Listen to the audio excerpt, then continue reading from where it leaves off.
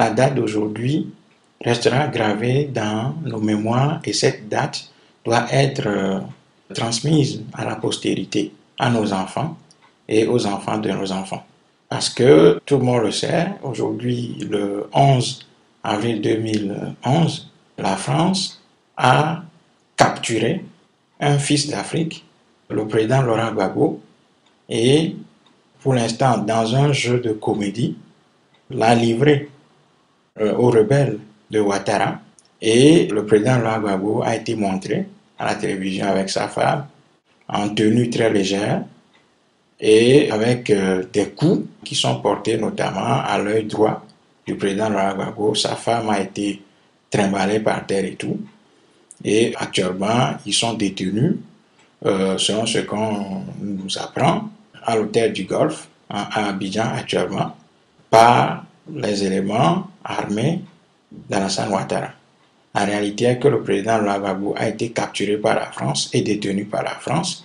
Et actuellement, nous pensons que Laurent Gbagbo ne se trouve pas à l'hôtel du Golfe. Voilà. Que Laurent Gbagbo se trouverait actuellement dans un lieu de tenue secret par l'armée française, sinon dans le camp militaire français installé à Abidjan depuis 1978. Aujourd'hui, je pense que nous n'avons pas besoin de polémiquer ni de revenir sur l'histoire. Ce qui compte, c'est de considérer qu'un des fils d'Afrique vient d'être capturé comme aux temps coloniaux et celui-ci a montré quand même dans toutes ses faiblesses, dans toute sa fragilité, son esprit de résistance, son esprit de ténacité face à tout un système qui a déployé tout ce qu'elle a comme outil pour pouvoir abattre son régime. Alors aujourd'hui, il faut considérer que l'histoire fait son œuvre et l'histoire est en marche et que tôt ou tard, le peuple africain se libérera. Le peuple africain se libérera. Et même si le chemin qui reste à faire est long, périlleux et extrêmement sinueux, le peuple africain se libérera tôt ou tard. Et cette libération se fera par les dignes fils d'Afrique qui vont, à un moment donné, se rendre compte que nous ne sommes jamais sortis de la colonisation et qu'il n'y a pas simplement en Afrique un problème d'institution dans un cadre étatique qui ne marcherait pas. La réalité est que nous n'avons pas d'État en Afrique et que nous sommes en réalité dans des cadres coloniaux, d'où la fausseté de cette question des institutions qui ne marcheraient pas et qu'il suffisait simplement de changer les hommes à la tête des institutions pour leur conférer une crédibilité, pour les mettre ainsi au service des besoins de la population. La réalité est que nous sommes encore dans des cadres coloniaux en Afrique. Nous sommes dans des enclos coloniaux et aujourd'hui on voit que la France est allée en Côte d'Ivoire faire la loi, imposer sa loi, décider de qui doit prendre la place du président Laurent Gbagbo et va jusqu'à le capturer. Alors, dans la précipitation, le président Laurent Gbagbo étant capturé, les Français l'ont brandi comme un trophée de guerre, se rendant compte que revendiquer la capture de Laurent Gbagbo dans une frange de la population africaine, cela représenterait clairement et nettement le signe même de la colonisation de l'Afrique. Eh bien, les Français ont reculé pour dire que non, ce ne sont pas eux qui ont décidé, ce ne sont pas eux qui ont capturé le président Laurent Gbagbo. Mais tout le monde sait que ceci n'est qu'une opération de communication et que la réalité reste claire et nette et qui est que ce sont les Français qui ont capturé le président Laurent Gbagbo. Voilà, et ceci restera ancré dans la tête de tous les Africains épris de liberté et d'esprit, d'entreprise et de résolution de nos problèmes en Afrique.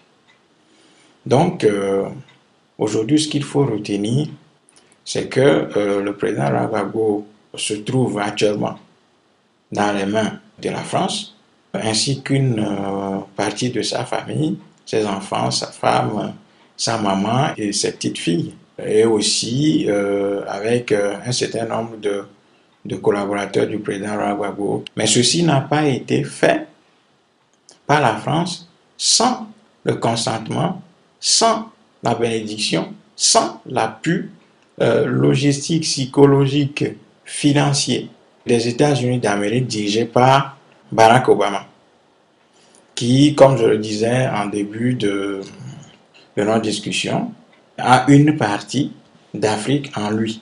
Mais l'histoire a tout démontré que dans la plupart des tragédies, on a utilisé souvent des ressources domestiques pour pouvoir abattre celui qu'on veut abattre. C'est ainsi qu'une fois encore, la France a réussi à convaincre des Africains, à drainer des Africains dans cette opération d'assassinat, de destruction, d'anéantissement du régime du président Laurent Gbagbo.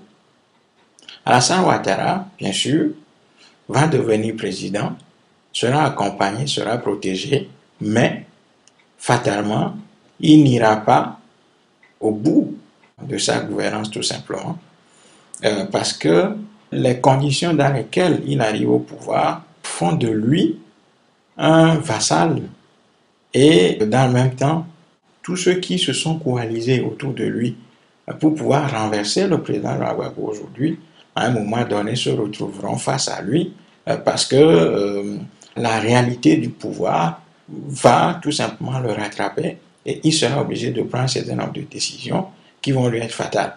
Et Guillaume Soro étant en embuscade, à un moment donné, va passer lui-même à l'acte pour abattre ce régime et tout simplement prendre la place d'Alassane Ouattara. Donc aujourd'hui, nous ne sommes pas à la fin de l'histoire en Côte d'Ivoire. La chute de Laurent Gbagbo ne signifie pas la fin de l'histoire. Au contraire, ceci est le début d'une longue marche. Et je crois que les idées, ne serait-ce que les discours du président Laurent Gbagbo vont avoir un impact terrible dans la tête de beaucoup de compatriotes en Côte d'Ivoire et africains qui, tôt ou tard, seront obligés de faire face à ce nouveau régime tutélaire qui est en train d'être établi en Côte d'Ivoire. Et Ouattara lui-même, en bon pupille des Français et des Américains, va devoir chercher à les satisfaire coûte que coûte. À la moindre erreur, il sera combattu comme le président Laurent Gbagbo l'avait été. Il faut dire aux Africains que nous devons tirer tous les enseignements de ce qui vient de se passer. Nous devons comprendre une fois pour de bon que l'histoire est le fait des forts et des vainqueurs. Cela ne sert à rien aujourd'hui de pousser des plaintes, des jérémiades, des pleurs, des cris de tristesse et de douleur. Ça ne sert à rien. Ceci ne nous sera d'aucune utilité ni d'aucun secours.